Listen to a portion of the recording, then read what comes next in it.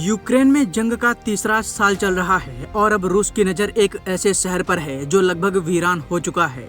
इस शहर का नाम पोक्रोवस्क, जहाँ कभी जिंदगी धड़कती थी, अब वहाँ बमों की गूंज सुनाई दे रही है। सवाल ये उठता है कि आखिर क्यों इस बर्बाद शहर पर रूस कब्जा करना क्यों चाहता है। पोक्रोवस्क पूर्वी यूक्रेन के डोनेट्स्क इलाके में बसा वो शहर है जहाँ युद्ध से पहले करीब 60,000 लोग रहते थे, लेकिन अब लगातार बमबारी और 3 साल से जारी जंग ने इसे लगभग खत्म कर दिया है। आज यहाँ आबादी 1500 से भी नीचे पहुँच चुकी है। सड़कें गड्ढों में तब्दील हैं, इमारतें खंडहर बन चुकी हैं और शहर का विश्वविद्यालय भी बमों की चपेट से लगभग ध्वस्त हो चुका है।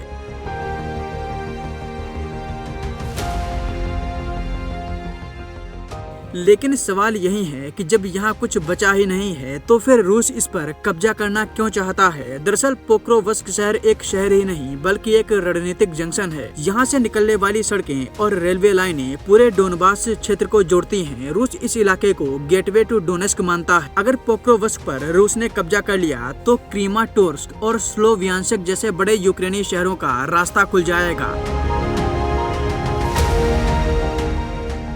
रॉयटर्स की रिपोर्ट बताती है कि रूस ने इस छोटे से शहर के लिए करीब 1 लाख सैनिकों को तैनात कर दिया है और अगर रूस इसे जीत लेता है तो फरवरी 2024 में अवदिविका शहर के बाद यह उसका सबसे बड़ा सैन्य फायदा होगा।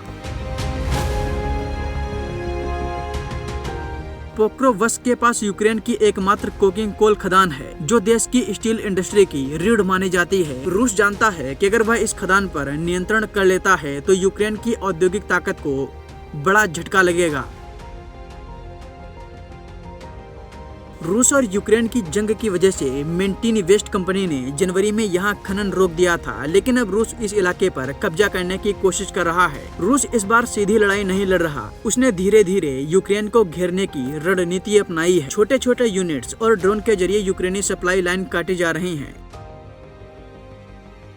रूस का दावा है कि इससे उसका नुकसान कम हो रहा है, वहीं यूक्रेन का कहना है कि वो अभी भी शहर के कई हिस्सों पर नियंत्रण बनाए हुए है और रूसी फौजों को भारी नुकसान उठाना पड़ रहा है। रूसी सेना दावा करती है कि उसने कुछ इलाकों में यूक्रेनी सैनिकों को घेर लिया है, लेकिन कीव का कहना है कि पोक्रोवस्क अभी पूरी तरह किसी के नियंत्रण में नहीं गया। एक ऐसा शहर जो अब खंडहर में बदल चुका है, लेकिन फिर भी दोनों देशों के लिए गौरव और रणनीति का प्रतीक बन गया। क्या रूस इसे जीत पाएगा या यूक्रेन इस जंग में एक और मोर्चा संभाल लेगा, ये आगे देखना होगा।